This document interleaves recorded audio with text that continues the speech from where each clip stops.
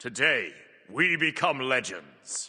This time on Titan Talk, there were discussions about conquest changes, starter items, the most complained about metas, turbo conquest, and more. So without further ado, let's jump in. So first up, the balance changes that we talked about on Wednesday have now gone live in-game. We went over them fully already, but I'll put them on screen for a second here if you want to give them another read. There are also a few Conquest Objective changes coming soon that Kilgoon mentioned. Specifically, Gold Fury's healing reduction debuff and damage to gods will be increased, and Sunder and Pyrobomb will now bypass jungle boss mitigation, so they will always do their stated true damage. For those unaware, mitigations do reduce true damage in Smite, so that's why this arose. Double Worshippers is now live in the game for the rest of the weekend through Monday if you want to get grinding on those Ascension Passes. Hui's Aspect is also now live in game if you want to check that out. It also received a buff since PTS testing where his autos will now bounce off of enemies regardless of if they're marked by his 2, and marked enemies will bounce twice. Clumsy also gave a general update on where they're at in terms of the balance for this major item overhaul, and he said that generally they've been pretty happy with how it's turned out, especially after the hotfixes to nerf some of the immediately obvious overperformers of the update. They are, however, still keeping an eye on things, of course. He mentioned tanks, specifically their sustain, is being watched at the moment. Tanks didn't really get any tankier in terms of protections and health or whatever, but the sustain afforded to them via some of the new items is making them feel much tankier than before. And they're also keeping an eye on tank items that deal high damage, such as Sanguine Lash. They're also aware that it's not all tanks though, and some tanks that don't use the new items well aren't performing as great. No official balance changes yet, but they are keeping an eye on things. Someone asked if they could reveal the next 2 gods on the show, and Kilgoon said not today, they'll be doing that on Monday's show next week, but he did say that one of them, chat, probably has a good idea on who it will be, but the other one might be a bit more of a surprise. Kilgoon also said they still aren't really in a position to reveal more than the next 2 gods, as literally last week they reworked the roster lineup for the rest of the year, which tracks with them saying King Arthur and Sylvanas aren't necessarily coming like they stated earlier in the year. He said they might, but they're not confirmed. I would guess if either of them come, it would be Sylvanas, given how much easier he is to make than King Arthur. For those that didn't know already, the next 2 gods will be a Guardian and an Assassin in that order, so you can speculate based on that. Someone asked if they have any plans to either ban Rod of Asclepius and Regrowth Striders from Assault or unban Yogis and Mushroom, and they said they're open to feedback on this if Assault players feel like their healing is overbearing, but they feel like the healing on those items specifically is a little less oppressive than something like the guaranteed regen from Yogis. There was a question about how the team feels about jungle boss tankiness and how easy or hard they are to take, and Clumsy said that's something they're always keeping an eye on, and there's a pretty fine balance to be found there. You don't want objectives to fall over to a light breeze or be soloable in 10 seconds by a crit ADC, but you also don't want them to take the entire team hitting it for 60 seconds to take it down. They also have to balance more casual and more high level play here too, as wards are very impactful in this regard and are far more common in high level play, where you'll almost certainly have at least some wards around objectives, and that will give you an early warning that the enemy team is going for it, whereas in casual play that's much less likely to happen. Someone asked if we're going to be getting our ranked frames updated for the split reset, and Kilgoon said they plan to still do it once per year like they did in Smite 1, so they won't be getting updated until the next year. And this current split reset was titles, the next one will be badges, and the one after that will be back to frames again. I can see this approach making sense, but I do feel like the way they did it this time was a bit confusing, and now players are stuck with only the rank they achieved in split 1 with the other splits not counting, which is unfortunate. There was a question on what the team's next item pass is likely to be, and Clumsy said of course nothing is set in stone, but their next big arc of work is almost certainly going to be on conquest, not on items, but something he would like to take a look at are starter items and relics for some changes, either bringing things over from Smite 1 such as branching starters and relics, or trying something completely new and different to shake up the way starters and relics feel in the game. Someone asked if and when we might get Turbo Conquest, basically a sped up version of Conquest aimed to be a maximum of 20-minute games, and Kilgoon said that once they've done their pass on the core Conquest updates that they want to do as this next arc of work, they will be working on Quick Play Conquest, which will sort of be like Turbo Conquest, but with the Quick Play systems like the pick from 3 item building. He also said that Quick Play Joust is looking like it will make the next update, as they've mostly solved the issues with bots not playing in the mode. Someone asked about ranked duel, and Kilgoon said not on the immediate priority list, but duel does have leaderboards and bans right now, so it's sort of like a pseudo ranked mode anyway. The game just doesn't support having 2 different ranks per player yet, and they would have to add that functionality. There was a question on the Pyrobomb and if they're happy with it at the moment, or if they're thinking about updating the reward for Pyromancer in the Conquest Pass they're planning, and Clumsy said it's definitely something they're thinking about. All of the objectives are, and it falls into the base sieging category, which is always one of the more volatile parts of the game. It can go from way too hard to way too easy easy very quickly, so when they add or remove base sieging mechanics like Pyro Bomb or Crystalline Egg, they have to be very careful with the ramifications of that. Someone asked if they could put ranked requirements somewhere on the queue screen to make that information readily available to players, and Kilgoon said they do want to keep the queue screen fairly clean, but that stuff is pretty relevant, so they'll look into it. And finally, someone asked which metas they get the most complaints about, and Kilgoon said that generally it's low kill, low lethality metas. Not necessarily tank metas, as some tank metas have very high kill rates, but if the meta in Conquest is 10 kills in a 30-minute game, that's what people tend to complain about the most. But that's everything discussed on Titan Talk. Don't forget to drop a like before you leave and subscribe to the channel so you don't miss my future recaps, and I'll catch you guys for another one later on. Have a great day,